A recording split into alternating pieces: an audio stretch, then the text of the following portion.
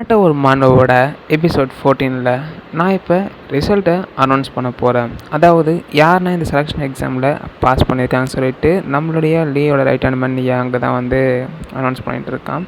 Firstly இதில் யார் வந்து செலக்ட் ஆகியிருக்காங்கன்னா அசாய் கியோசாகி.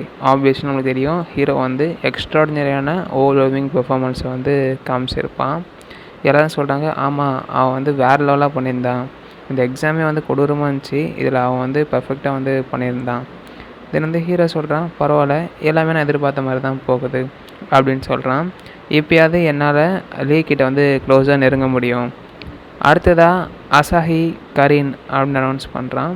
உடனே அசாஹியும் எஸ் அப்படின்னு பார்க்குறான். உடனே ஹீரோ வந்து அசாஹி செலக்ட் ஆகிட்டாளா, எனக்கு தெரியல, ஒரு யூனிக்கான ஆன்டிபியூட் வச்சுருந்தா கூட இந்த எக்ஸாமில் பாஸ் பண்ணலாம் போலே அப்படின்ட்டு நம்ம ஹீரோ திங்க் பண்ணுறான். பார்க்கும்போது அகாடமி ஸ்டூடெண்ட்ஸை பயன்படுத்தி லீ வந்து சதி வேலைகளில் ஈடுபட போகிற போல இருக்குது அப்படின்னு நம்ம ஹீரோவும் யோசிக்கிறான். பட் அசாஹி செலக்ட் ஆனதுக்கு ஏதோ சில காரணங்கள் இருக்கும் அப்படின்னு யோசிக்கிறான். அசாஹி அங்கே பார்த்தீங்கன்னா ரொம்பவே ஹாப்பியாக இருக்காங்க. ஹீரோ பரவாயில்ல ஃபைன், நான் வந்து அவங்கள வந்து அசாஹி மேலே வந்து கை வைக்காமல் பார்த்துப்பேன் அப்படின்னு சொல்கிறான்.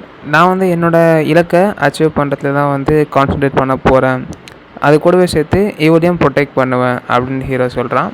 எக்ஸாம் முடிஞ்சு சில நாளுக்கு அப்புறம் காட்டுறாங்க லீயோட கம்பெனியை, ஜாப்பனீஸ் பிரான்ச்னு இருக்குது. இங்கே தான் வந்து கிரேட் ஸ்னேக் ஆஃப் ஜங்ஷன் அந்த கில்டு இருக்குதா சொல்கிறாங்க. தென் யாங்கும் நல்ல ஒரு மாதிரியே அவங்கள வெல்கம் பண்ணுறாரு. இந்த எக்ஸாமில் பாஸ் பண்ண உங்கள் எல்லோரையும் நான் வந்து வரவேற்கிறேன் அப்படின்னு சொல்கிறாரு. இன்றைக்கி நாம் சூட்டபிலிட்டி செக் வந்து கண்டக்ட் பண்ண போகிறோம், நீங்கள் வந்து இந்த கிளானுக்குள்ளே என்ட்ரு ஆகிறதுக்கு தகுதியானவங்களான்னு பார்க்கறதுக்காக அப்படின்னு சொல்கிறாரு.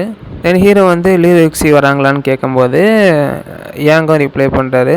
ஸோ உங்களோட சூட்டபிலிட்டி செக் வந்து முடிஞ்சதுக்கப்புறம் அவங்க உங்களை சந்திக்கிறாங்க, இப்போ வாங்க நான் அவங்களுக்கு எதை சுற்றி காட்டுறேன்னு சொல்லிட்டு அவங்கள கூட்டின்னு போகிறாரு. பார்த்தீங்கன்னா வந்து ஒரு பெரிய கம்பெனி தான் லீயோட கம்பெனின்றது. ஆப்வியஸ்லி இவங்களும் வந்து ஆச்சரியத்தோட பார்க்குறாங்க. தென் நம்ம ஹீரோவும் சொல்கிறேன், நான் வந்து எப்படியாவது லீ கிட்ட போயாகணும், அதே சமயத்தில் என்னால் அசாஹியை கூட தனியாக விட முடியாது அப்படின்ட்டு ஹீரோ நினைக்கிறான்.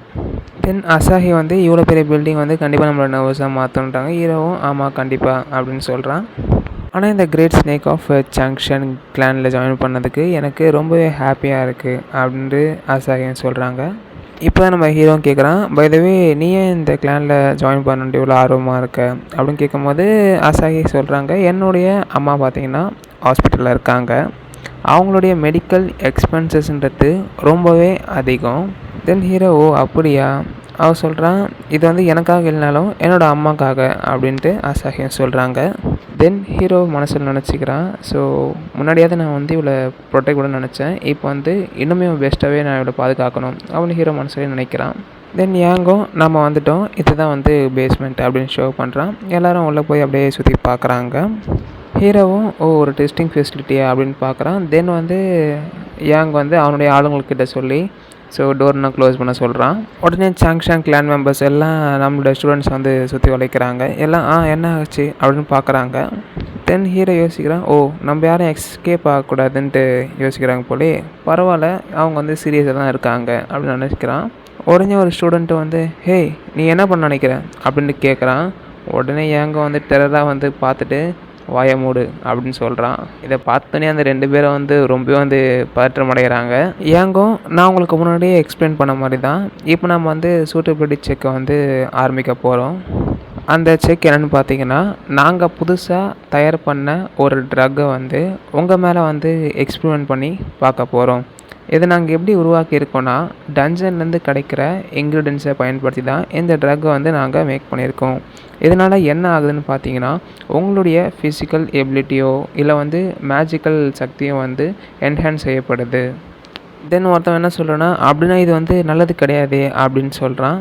இன்னொருத்தவன் இந்த ட்ரக்னால ஏதாவது சைடு எஃபெக்ட் இருக்கா அப்படின்னு கேட்குறான். உடனே ஏங்க வந்து ஓ அப்படின்னு சொல்லிவிட்டு நான் உங்களுக்கு அதை வந்து சொல்கிறத விட படம் போட்டே காட்டுறேன்னு சொல்லிட்டு டிவியில் ஷோ பண்ணுறான். நம்ம ஆரம்பத்தில் பார்த்துருவோம் பார்த்தீங்களா, ஒருத்தர் வந்து ப்ளீஸ் என்னை விட்டுருங்க, இந்த மெடிசன் எல்லாம் போடாதீங்கன்னு சொல்கிறது. ஸோ அந்த வீடியோ தான் போட்டு காட்டுறாங்க. அவர் வந்து பேச்சு திறனை இழந்துட்டாருன்னு சொல்லிட்டு ஷோ பண்ணுறாங்க. இதை பார்த்து இவங்களும் என்ன இது இவ்வளோ கொடூரமாக இருக்குது அப்படின்னு கேட்குறாங்க. ஏங்க வந்து கைண்டாக ரிப்ளை பண்ணுறாரு. ஸோ அந்த ட்ரக்கை வந்து அவனுடைய உடம்புன்றது ஏற்றுக்கல. என்ன ஒருத்தனும் கடுப்பாக என்ன நீ வந்து லூசுத்தனமாக பேசினு இருக்க, இந்த மாதிரி ஒரு முட்டாள்தனமாக இதை நாங்கள் எடுத்துக்க மாட்டோன்னு சொல்லிட்டு இன்னொருத்தனும் சொல்கிறான். ஸோ ஒருத்தன் ஃபயரு இன்னொருத்தன் வாட்டர் அவங்களோட மேஜிக் ஆட்ரிபியூட்ஸை வந்து பயன்படுத்துகிறாங்க. நாங்கள் இங்கேருந்து கண்டிப்பாக வெளில சென்றே தீருவோம் அப்படின்னு சொல்லிட்டு யாங் அட்டாக் பண்ண போகிறாங்க.